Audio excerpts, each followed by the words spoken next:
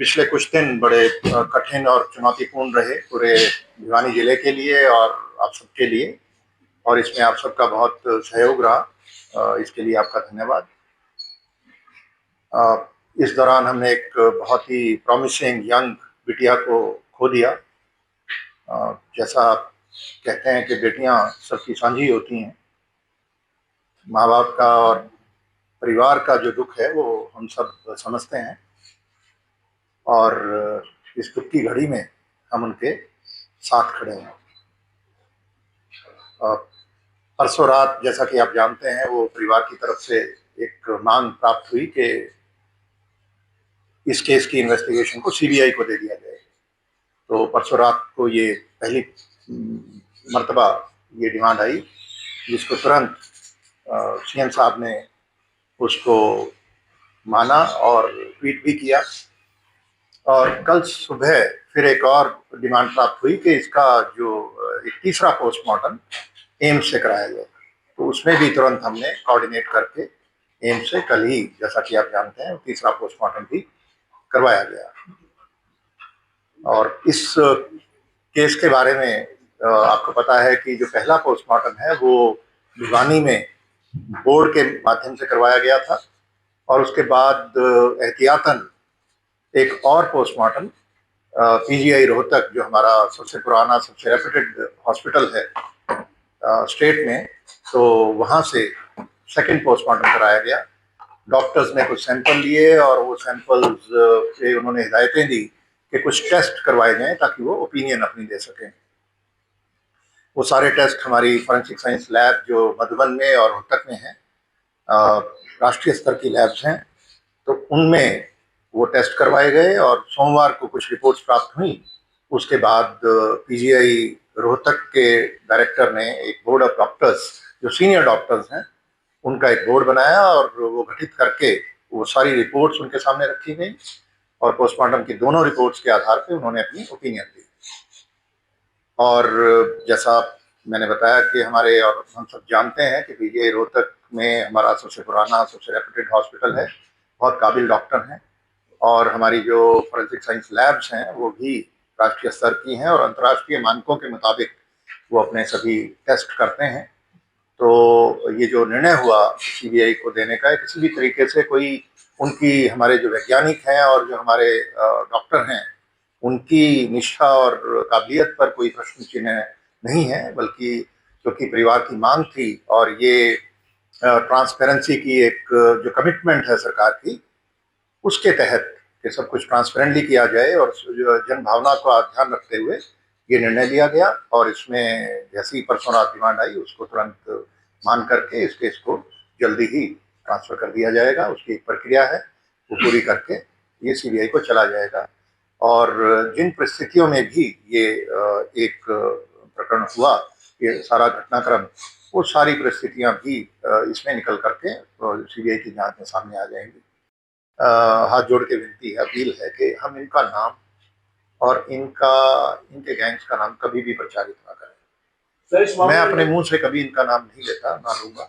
और ये अगर हम सब फैसला कर लें और अगर मीडिया इसमें हमारी बात, इस छोटी सी रिक्वेस्ट को मान ले, तो ये इनकी गतिविधियां 80% खत्म हो जाएंगी। विपक्ष लगातार एक बात जोर दे रहा है कि हरियाणा में क्राइम का ग्राफ बढ़ा है, तो डीजीपी आप क्या मानते हैं हरियाणा? हाँ, ये एक ऐसा मुद्दा है जो जिसमें ये बड़ा इंटरेस्टिंग भी है। तो हमने इस पे वैसे तो हर अपराध गंभीर होता है, आप जानते हैं, और आंकड़ों से अपराध का आकलन करना कोई बहुत अच्छी बात नहीं होती। पर जब बातें तुलनात्मक की जाए तो फिर और कोई चारा भी नहीं होता। तो अगर तुलना करते हैं हम, तो वो पिछले 2 साल से तो मैं ही देख रहा हूँ, तो मैंने देखा कि हर साल हमारा 20-30% ऐसे हेड्स हैं जहाँ पे जो क्राइम अगेंस्ट वीमेन के, जैसे रेप का एक हेड है और मोलेस्टेशन है, किडनैपिंग और एब्डक्शन का एक हेड होता है, डाउरी डेथ है। तो ये 3-4 हेड होते हैं क्राइम अगेंस्ट वीमेन के। एक वो जो डाउरी से रिलेटेड जो धाराएं हैं, जो हस्बैंड वाइफ वाली, वो उसको हम क्राइम अगेंस्ट घरेलू हिंसा, वो एक अलग चीज है, वो पारिवारिक मामले होते हैं। बाकी जितने हेड हैं उनमें पिछले साल, उससे पिछले साल की जो कंपैरिजन में 20-20, 30-30% की कमी आई और इस साल फिर हम 25% और नीचे हैं। तो और ये ऐसे अपराध हैं जो आप जानते हैं कि जहाँ पे रजिस्ट्रेशन मैंडेटरी है। आज की तारीख में ये आपको भी पता है कि रेप का कोई भी एलिगेशन आएगा तो तुरंत एफआईआर सब जगह दर्ज की जाती है, क्योंकि एफआईआर ना करना अपने आप में एक अपराध है।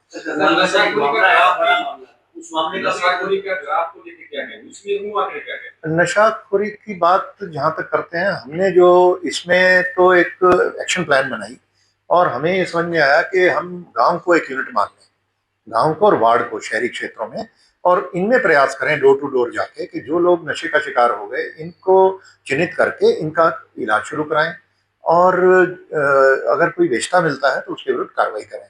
तो इसको हमने हमने एक पैमाने बनाए और अपने लोगों को लास्ट ईयर मैंने कहा सभी अधिकारियों को कि हम गांवों को और वार्डों को नशा मुक्त बनाएं। और जी हाँ, वो सप्लाई चेन के लिए तो जो हमारा पुलिस हर साल काम करती है, करीब 5,500 लोग हर साल गिरफ्तार होते हैं हरियाणा में, करीब 3700-3800 एफआईआर होती हैं एनडीपीएस एक्ट में। तो ये 5,500 में करीब करीब 1,000 लोग हैं जो कमर्शियल क्वांटिटी के केसेस में गिरफ्तार किए जाते हैं। और कमर्शियल क्वांटिटी में जो गिरफ्तार होता है एनडीपीएस एक्ट में, उसमें आपको पता है कि 2 साल से पहले जमानत नहीं होती। तो करीब करीब इन 1,000 आदमियों को जब 2 साल, एक आदमी 2,000 साल की सजा तो आपने शुरू में दे दी। तो वो जो सप्लाई साइड के जैसा आपने पूछा था, तो सप्लाई साइड पे तो ये कार्रवाई चल रही है कई साल से, लेकिन प्रॉब्लम को सही तरीके से अगर हल करना है, हमें डिमांड साइड को भी देखना होगा। तो डिमांड को हम कैसे कम करें, और जो लोग इसका प्रयोग करते हैं और इसके चंगुल में फंस चुके हैं उनको आइडेंटिफाई करके, उन परिवारों को काउंसलिंग करके, उनके साथ खड़े होकर के इन बच्चों का इलाज किसी तरीके से हम कराएं, डी एडिक्शन सेंटर तक पहुंचाएं, या ओपीडी आजकल हमारे सब अस्पतालों में है, डी एडिक्शन सेंटर्स में भी है। तो ओपीडी से ही काफी लोगों को फर्क पड़ जाता है और कुछ लोग काउंसलिंग से भी ठीक हो जाते हैं। तो ये प्रयास हमारा चल रहा है सभी बॉर्डरिंग डिस्ट्रिक्ट्स में, और यहाँ पे भी दादरी में काफी अच्छा काम हुआ, भिवानी में भी पीछे शुरू किया गया है। तो इसको हमने हर जिले में टीम बना रखी है जो डोर टू डोर जाएंगी, गाँवों को, एक एक गाँव को लेकर के डोर टू डोर जाके ये काम करेंगे। तो इसमें हमें कामयाबी कुछ हद तक मिली है, और हमारे अधिकारियों ने करीब 4,000 से ज्यादा गांव ऐसे हैं जो उन्होंने नशा मुक्त अपनी तरफ से घोषित किए। जरूरी नहीं कि वो सारे आज की तारीख में नशा मुक्त हो गए हों, पर अगर 70% भी हो गए तो वो भी एक अचीवमेंट है। और टारगेट हमारा ये है कि हम इसको 70% पे इस साल के अंत तक लेके जाएं। और जो पिछले 4,000 गांव हैं उनमें अगर कोई छूट गया, कोई ऐसा गांव है जहां अभी भी बच्चे हैं जो नशा करते हैं, तो उनकी रीवेरिफिकेशन का एक मुहिम अभी पिछले 2 महीने पहले शुरू की, एक्स्ट्रा टीमें बनाई गई हैं और उनमें रीवेरीफाई कर रहे हैं, हर डोर टू डोर जाकर के ये देख रहे हैं कि कुछ कोई और, कई बार क्या होता है कुछ लोग रिलैप्स कर जाते हैं, कुछ नए लोग नशा शुरू कर देते हैं, कुछ नए लोग आके नशा बेचना शुरू कर देते हैं। तो वो सारी चीज़ों का फिर से एक बार रीअसेसमेंट हो जाएगी, एक दोबारा से एफर्ट हो जाएगी, और प्रयास ये है कि हम इसको संख्या को, जो 4,000 की संख्या है, इस साल के अंत तक 5,000 से बढ़ा के 70% हम लेके जाएं, और बचे हुए 30% फिर अगले साल देखेंगे। एक जो मुद्दा है वो है हमारे फार्मासिस्ट, जो ये दवा की दुकानें हैं, यहाँ से कुछ ऐसी टैबलेट्स हैं, ऐसी दवाइयाँ हैं जो नशे के लिए इस्तेमाल होते हैं। नहीं, केस तो हमारा पहले देखिए, एफआईआर एक ही रजिस्टर होती है एक प्रकरण में, आप जानते हैं, और उसी में अगर कोई धारा बनती है, अगर ये आता कि ये हत्या का केस है तो उसमें हत्या की धारा जुड़ जाती, लेकिन इसमें जो ओपिनियन आई वो विपरीत आई। हाँ, तो उसमें इसमें आपने ऐड किया है।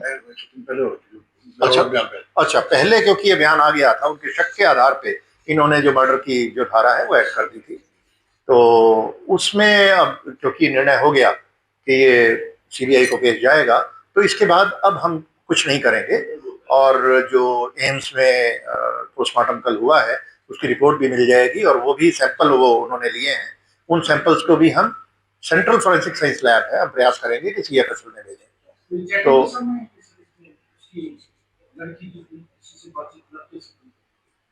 ऐसा कि वो उन डिटेल्स में अभी जाने का कोई बहुत अभी औचित्य नहीं है कि, लेकिन हाँ वहाँ पे ये जरूर है कि जैसा कि आप जानते हैं, बात पहले भी आ चुकी कि सुसाइड नोट वहीं पे मिला, और जो इंसेक्टिसाइड खरीदने की बात है इसकी, वो भी इसमें आ चुकी है, और जो जिस दुकान से ये खरीदा गया उनके बयान भी आ चुके हैं। तो ये सारी चीज़ें हैं, पर अब ये सारी चीज़ें अब फाइल पर आ चुकी हैं, इनको एज सच हम पुलिस फाइल को ट्रांसफर करेंगे सीबीआई को, और इसके आगे की जो इन्वेस्टिगेशन है वो सीबीआई करेगी। जो इन्वेस्टिगेटिंग टीम है वो बेहतर बता पाएगी, लेकिन हाँ, इसमें जो ये बात आई थी कि जो पहले दिन जब वो 11 तारीख का इंसिडेंट है और 11 तारीख को करीब 1:30 के करीब जिस बस में बिटिया ये आती थी घर से रोज, तो वो ड्राइवर को फोन करके उसने बताया कि आज मैं इस बस में नहीं जाऊंगी। और उसके बाद करीब करीब आधे घंटे के बाद वो एक वीडियो फुटेज है जिसमें वो इंसेक्टिसाइड की दुकान पर उसकी प्रेजेंस बहुत दूर से है लेकिन वो दिखाई दे रही है। और जो इंसेक्टिसाइड खरीदने का एक रजिस्टर मेंटेन किया जाता है दुकान में, वहाँ भी एंट्री की हुई है दुकानदार ने। और दुकानदार के फिर बयान भी आए। उन्होंने बताया कि हाँ, एक बच्ची आई थी और उसने ये परचेज किया। और उसके बाद की कोई उस एरिया में कोई सीसीटीवी कैमरे नहीं है, तो उसके बाद की कोई आई विटनेस अकाउंट हमारे पास नहीं है। पर उसके बाद फिर जो 13 तारीख को जब बॉडी मिली और वहाँ पे जो सबसे पहले देखा उस खेत के एक मालिक हैं, उन्होंने एक लड़का रखा हुआ है अपने, उसने सबसे पहले देखा। और उसने देखा कुछ एक जैसा बताया गया मुझे कि कुत्तों का एक झुंड था जो कहीं इकट्ठे वो जैसे किसी जानवर को खाते हैं, तो उसको शक हुआ, ये उनको दौड़ाने गया। तो वो उसके बाद फिर इसने किसी को बुलाया, कुत्ते एग्रेसिव थे, तो इन दो लोगों ने मिलकर उसको उठाया, तो डेड बॉडी को इन्होंने देखा। तो सबसे पहले देखने वाले ये लोग थे, उनके भी बयान हैं। और उसके बाद से बॉडी को शिफ्ट किया गया, सीन ऑफ क्राइम की एग्जामिनेशन करा के और शिफ्ट करके जो पहला पोस्टमार्टम हुआ 13 को ही, उसकी जैसी रिपोर्ट आई उसके बाद परिवार संतुष्ट नहीं था, तो इसको रोहतक पीजीआई रोहतक के अंदर सेकंड पोस्टमार्टम का निर्णय तभी लिया गया और वहाँ पे भेज करके उस पोस्टमार्टम की पूरी वीडियोग्राफी भी करवाई गई। और उसके बाद की घटनाक्रम आप सभी जानते ही हैं, तो जो मैं बता चुका हूँ। और अब क्योंकि ये मांग भी थी परिवार की और सबसे ज़्यादा महत्वपूर्ण हमारे लिए परिवार ही है और एक जन भावना भी थी, कि उसका ध्यान रखते हुए सरकार ने जो निर्णय लिया सीबीआई को केस इसकी इन्वेस्टिगेशन ट्रांसफर करने का, इसके मुताबिक आगे इन्वेस्टिगेशन बढ़ेगी और उसमें जो भी सहयोग हमारी तरफ से होगा वो हम सीबीआई को देंगे। देखिए कि ये तो जैसा कि मैंने बताया कि 2 पोस्टमार्टम हुए, उनमें उन्होंने कुछ टेस्ट बताए और शुरू में जिस तरीके से वो उसको खाया हुआ था नेक को, तो वो हमें भी ये लगता था कि ये मर्डर हो सकता है। और उनकी स्टेटमेंट पे जैसा बताया एसपी साहब ने कि उसको मर्डर की धाराएं भी हमने ऐड कर दी तुरंत पहले दिन के बाद ही, जैसे ये डेड बॉडी मिली। तो जो सुसाइड नोट की बात है ये भी मिल गया, लेकिन उसकी जो ऑथेंटिसिटी है वो एस्टेब्लिश करने में समय लगता है। तो ये चीज़ें इन्वेस्टिगेशन में जब मिलती हैं उनको डॉक्यूमेंट कर लेते हैं, सीन ऑफ क्राइम टीम जाती है, उसमें भी साइंटिस्ट होते हैं, आप जानते हैं। जैसे हमारी हर जिले में एक सीन ऑफ क्राइम टीम है जिसको एक SSO senior scientific officer head करते हैं और उन्होंने वो सारा वीडियोग्राफी भी करते हैं सारे सीन की। तो केवल एक नोट नहीं था, एक पॉलीथीन में उसमें कई और पर्सनल चीज़ें, बैग वगैरह भी था। तो वो सारी चीज़ें मिली थी डे 1 पे उनको। जो आप कह रहे हैं पब्लिक करने की बात, तो वो चीज़ें सारी इन्वेस्टिगेशन को डे 1 से हम पब्लिक नहीं करते हैं। उसका कोई ऐसा वो तभी है जब उसकी हमें ऑथेंटिसिटी भी चेक करनी होती है। तो व्यक्तिगत चिट्ठियां बच्चों की हम पब्लिश करें वो ठीक नहीं होता। जो भी इन्वेस्टिगेटिंग एजेंसी अपनी स्टेटमेंट देगी वो एक नपी तुली स्टेटमेंट होनी चाहिए और उसी हिसाब से दी जाती है। पूर्ण तरीके से अभी ये तमाम माहौल जो है शांत है पूरी तरह से। हाँ, इस वक्त बिल्कुल शांत है और जैसा मैंने बताया कि ये जो इस तरीके के एलिमेंट्स हैं जिन्होंने इसमें एक गलत किस्म का रोल प्ले किया, जिन्होंने अच्छा रोल प्ले किया उनका धन्यवाद, और जिन्होंने अराजकता फैलाने की का प्रयास किया इनको हम जरूर चिन्हित करेंगे और ये अपनी गतिविधियों में भविष्य में कभी कामयाब ना हो पाए इसका इंतजाम करें।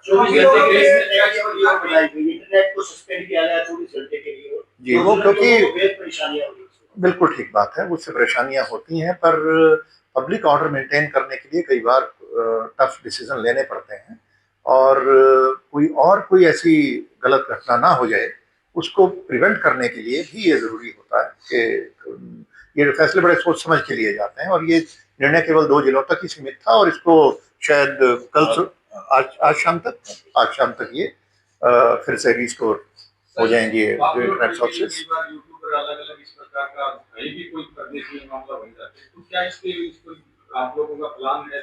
जी बिल्कुल है। इस पे अभी भी जिन्होंने बहुत गलत तरीके की ये न्यूज़ फैलाने का प्रयास किया, उन कुछ के विरुद्ध एक्शन लिया गया है और आगे भी और चिन्हित करके हम इसमें प्रत्येक ऐसे व्यक्ति को चिन्हित करेंगे, इनका डेटाबेस भी बनाएंगे और इनके खिलाफ एक्शन ऐसा वो मुझे लगता है कि आप एसपी साहब बेहतर बता पाएंगे। और कोई निर्दोष किसी भी व्यक्ति को हम कभी भी उसको परेशान करने के हक में नहीं है। और जैसा कि इस केस में भी आपने देखा, तो किसी को ऐसे गलत अरेस्ट नहीं कर सकते। रिस्टोर करने का एक प्रयास चल रहा था, वो अब क्योंकि डैमेज्ड वाला अभी ये एस्पेक्ट अभी उसके बारे में मैं नहीं बता पाऊंगा आपको। लोकल पुलिस बेहतर बता पाएगी, इन्वेस्टिगेटिंग टीम। पर हाँ, वो उसके कुछ अंश मिले हैं और उसका फिर वो नहर बिल्कुल नज़दीक है, तो वो देखने वाली बात है कि वो नहर का पानी भी रोका गया था, उसकी सर्च का भी एक प्रयास किया गया है। तो उसमें और मुझे लगता है कि अब क्योंकि केस सीबीआई को चला गया है, तो इस स्टेज पे हम कोई और आगे कदम नहीं उठाएंगे। इस बारे में जो हाँ, ये एक साइंटिफिक इशू है। इसके बारे में जो हमें डॉक्टर्स ने जो इस बारे में बताया कि जो वाइटल ऑर्गन्स हैं वो नहीं खाए गए, और यहाँ पे जो जहर जब फैलता है तो वो सबसे अंत में स्किन में, और जो जैसे नेक वगैरह के जो पोर्शन है और फेस का जो पोर्शन है वहाँ सबसे अंत में पहुँचता है, तो वो वही पोर्शन इसमें डैमेज हुए हैं। सर, ये लॉरेंस की तरफ से कोई पोस्ट आई है, पता नहीं सच है कैसी है, पर जो भी है, पर उसको लेकर के भी अलग जो जानना इसमें मेरा एक बहुत क्लियर व्यू है इसमें कि ये जितने भी अपराधी हैं, अब जो अपने आप को गैंगस्टर प्रोजेक्ट करना चाहते हैं, इसको इनको गैंगस्टर बनाने में एक ये जो प्रचार होता है, ये बहुत बड़ा एक रोल अदा करता है। प्रकरण में बहुत सारे लोगों ने, काफी जो इलाके के, भिवानी जिले के सामाजिक लोग और दूसरे लोगों ने बड़ा अच्छा इसमें एक रोल अदा किया। उन्होंने समझदारी से काम लेते हुए, जब एक स्टेज आई जब वो मॉब था जो लीडरलेस हो गया, कोई नेता नहीं था, तो उस वक्त काफी लोगों ने अच्छा एक रोल प्ले किया, तो उन सबका धन्यवाद। लेकिन कुछ ऐसे लोग भी थे जिन्होंने, आपने देखा कि भ्रामक और एक तथ्यात्मक रूप से गलत प्रचार भी करके गैर जिम्मेदाराना एक माहौल बनाने का प्रयास किया, अराजकता का एक माहौल बनाने का प्रयास किया, कुछ सुर्खियां बटोरने के लिए कुछ शरारती तत्व, वो भी ऐसे लोग बीच में, ऐसे जब आंदोलन होते हैं आप जानते हैं कि वो आ जाते हैं, तो ऐसे लोगों के खिलाफ भी कुछ कार्रवाई की गई है। और मैंने कहा है अपने अधिकारियों को कि और ऐसे लोग जो भी हैं उनको चिन्हित करें, और ये इस तरीके के लोग पूरी व्यवस्था पर एक प्रश्न चिन्ह लगाने का प्रयास करते हैं सुर्खियां बटोरने के लिए, और एक अपने पॉपुलिज्म की वजह से, तो इनको चिन्हित करना जरूरी है, और जो भी कानून के मुताबिक एक्शन जरूरी है इनके विरुद्ध लिया जाएगा, क्योंकि इस प्रकार के लोग पूरे लोकतंत्र पर एक तरह से प्रश्न चिन्ह लगाने का प्रयास करते हैं। तो ये कुछ चीज़ें थी, और हम जो, जैसा आपको पता है कि कुछ पुलिसकर्मियों पर भी एक्शन हुआ, वो किसी इन्वेस्टिगेशन की किसी कमी की वजह से नहीं हुआ, वो एक परिवार की शुरू में ये बातें आई कि उनके साथ व्यवहार कुछ ठीक नहीं किया गया, तो उसके चलते विभागीय कार्रवाई जो हुई उसमें जो भी आगे उनको प्रिंसिपल्स ऑफ नेचुरल जस्टिस के हिसाब से, जो हमारी प्रक्रिया है उसके हिसाब से मौका दिया जाएगा अपनी बात रखने का, और जांच आगे बढ़ेगी, और जो जांच में दोषी पाया जाएगा उसके विरुद्ध कार्रवाई की जाएगी। देखिए साहब, जब ये सारा का सारा आपने देखा होगा कि जो इन्वेस्टिगेशन है पूरी की पूरी साइंटिफिक हुई अभी तक, ये सारी जो इन्वेस्टिगेशन की जो फाइंडिंग्स हैं वो दो चीज़ों पर आधारित हैं, पोस्टमार्टम की रिपोर्ट और फॉरेंसिक साइंस में जो टेस्ट हुए लैब्स में उनकी रिपोर्ट्स। तो जो टेस्ट होते हैं उनका एक प्रोटोकॉल है, उस प्रोटोकॉल में हम कॉम्प्रोमाइज़ नहीं करते। जो हमारे वैज्ञानिक हैं इन लैब्स के अंदर, वो इंटरनेशनल स्टैंडर्ड्स जो मानक हैं उनके मुताबिक अपने टेस्ट करते हैं, उनमें समय लगता है। और एक रिपोर्ट ऐसी है, आप देखिए, वो अभी तक उसकी वो आ जाएगी एक रिपोर्ट, उसकी बहुत रेलिवेंस नहीं थी, पेरिफेरल थी, लेकिन उसका एक प्रोटोकॉल है, उन्होंने कहा कि 3 दिन लगेंगे। तो जैसा हम बीमार हो जाते हैं, हम लैब में टेस्ट कराते हैं, तो कई बार ब्लड कल्चर और दूसरे टेस्ट होते हैं, आपको पता है उनमें 36 घंटे 48 घंटे का समय वो बताते हैं आपको, इतना समय लगता है। तो जो फोरेंसिक साइंस के टेस्ट हैं उसमें लैब्स के अंदर, उनमें जो समय लगा, और जब जैसे ही ये हमारी विस्रा की रिपोर्ट मंडे को मिली, सोमवार जो गया उसको मिली, मंडे को ही हमने प्रयास किया कि इनको, उसी दिन बोर्ड बन गया और बोर्ड बनकर उन्होंने ओपिनियन दे दी, जिसके बारे में आपको अवगत भी कराया गया। ऐसा है कि ये जो एक प्रोटोकॉल है हमने अपना बनाया 2005-06 के आसपास, के जितने भी मिसिंग पर्सन हैं उनमें हरियाणा एक ऐसा प्रांत है जहाँ पे एफआईआर की जाती है। अगर आप पूरे देश को देखें तो वहाँ पे सिर्फ रोजनामचे में एक एंट्री कर दी जाती है, डीडी एंट्री जिसको कहते हैं, और इसमें अगर क्राइम इन इंडिया जो एनसीआरबी जो इसको पब्लिश करती है हर साल, अगर आप उसमें वो टेबल देखेंगे तालिका, तो आप पाएंगे कि 80% केस मिसिंग पर्सन के हरियाणा में ही होते हैं। इसका मतलब ये नहीं कि पूरे देश में जो मिसिंग हुए हैं वो केवल हरियाणा में हुए हैं, होते सब जगह है, वहाँ पे एफआईआर नहीं होती, हम एफआईआर करते हैं। तो एफआईआर जो करते हैं वो जो धारा है उसकी 346 आईपीसी होती थी पहले, अब जो भी 127 या नए कानून में जो है 127(6), तो उसके तहत वो एफआईआर कर दी गई थी पहले ही दिन। जो हमारा प्रोटोकॉल है उसमें कोई डिले नहीं है। अभी ये मुझे लगता है कि ये सारी डिटेल्स इसको हम सीबीआई के ऊपर छोड़ दें तो बेहतर रहेगा। जहाँ तक कन्वेंशनली इस केस का मैं नहीं बात करूँगा, लेकिन हाँ ये माना जाता है कि अगर स्ट्रगल के साइन नहीं है तो वो खुद कंजम्पशन की तरफ इशारा करती है। और ये एक जो डीएनए का टेस्ट होता है उसमें जो फिंगर नेल्स हैं इनके अंदर जो हमारे डीएनए लेकर के वो टेस्ट करके वो रिपोर्ट ये कहती है कि कोई स्ट्रगल नहीं हुई। सीसीटीवी वो बरामद की गई है अभी तक पुलिस द्वारा? ये सारी चीज़ें अभी इन्वेस्टिगेशन में आएंगी, और इसको अभी तक जहाँ तक मुझे ध्यान है कुछ सीन ऑफ क्राइम पे कुछ वो मिली हैं डिब्बे वगैरह, पर एग्जैक्टली इससे कनेक्टेड कौन सा है ये वो अभी तक मिली है पुलिस को? इसके बारे में आप कुछ बताना चाहेंगे? सर अभी तक जो वहाँ पे मौके पे जितने भी बोतल्स मिली हैं उन सभी का बैच नंबर जिस दुकान से खरीदी है उसके बैच नंबर के लिए कंपनी से मैच किया जा रहा है। और जब तक कंफर्म होगा, मतलब जैसे सर ने बताया आप लोगों को, since case has been proposed to be transfer to CBI, तो अब ये आगे की जांच वहाँ से होगी। एक पक्ष इसको मर्डर कहता है, एक पक्ष, दूसरा पक्ष जो सुसाइड मानता है, एक तीसरा पक्ष ऐसा मुझे कहता है कि ऑनर किलिंग की भी संभावना। क्या इस लिहाज से ऐसा कि वो अब निष्कर्ष पे पहुंचना, मैं आप यही रिक्वेस्ट करूंगा कि इस स्टेज पर कुछ भी कहना उचित नहीं है। इसको हम सीबीआई के ऊपर छोड़ें, और सीबीआई का हम तुरंत केस बना के भेज रहे हैं, और एक प्रक्रिया है वो जैसे ही पूरी हो जाएगी उसमें केंद्र सरकार को भी एक नोटिफिकेशन करनी होती है, 2 नोटिफिकेशन होती हैं, एक पहले राज्य सरकार करती है उसके बाद केंद्र सरकार करती है, तो उसमें थोड़ा समय लग जाता है, लेकिन हाँ जी अंतिम ये केस जो बिगड़ा था यहाँ से बिगड़ा था कि कुछ पुलिस कर्मचारियों का जवाब दिया। जब हरियाणा पुलिस का टॉप को बहुत सॉबर है, क्या वो नीचे वाले पुलिस कर्मियों को ये ट्रेनिंग नहीं दी जाती कि लोगों के साथ इस तरह का बिहेवियर करें, ये हालात इसमें ना बिगड़े? हाँ, इसमें क्योंकि वो जो बात आई, जब ये बात आई कि कोई व्यवहार ठीक नहीं था, तो उस पर तुरंत उसका संज्ञान लेकर के उनके विरुद्ध जो विभागीय कार्रवाई है वो आरंभ कर दी गई। और जहाँ तक इसमें जो 112 की बात आती है, 112 की हर कॉल रिकॉर्ड होती है। इसमें भी जो कॉल आई उनकी रिकॉर्डिंग मैंने सुनी, तो मैं कहूँगा इसके हिसाब से रिक्वेस्ट करूँगा कि बाद में आप सबको शेयर करेंगे। और मैंने पाया कि जो 112 ने जो इनिशियल रिस्पांस था वो बहुत अच्छा था। उसको ये जो चंडीगढ़ का, तो उनकी काफ़ी ट्रेनिंग होती है, और यहाँ भी वही ट्रेनिंग हम अपने जितने भी ERV का स्टाफ है, जितने इमरजेंसी रिस्पांस व्हीकल्स हैं, इन पे जो लोग पोस्ट किए जाते हैं उनको भी वही ट्रेनिंग दी जाती है। यहाँ एग्जैक्टली क्या हुआ इसकी कोई रिकॉर्डिंग नहीं है, पर हाँ अब क्योंकि ये आरोप था और पीड़ित परिवार की तरफ से था, तो उस पर हमने पूरी उसको ध्यान देते हुए, तवज्जो देते हुए उनके विरुद्ध विभागीय जांच की प्रक्रिया शुरू कर दी। उसमें जो भी उसका नतीजा निकलेगा उस हिसाब से कार्रवाई की जाएगी।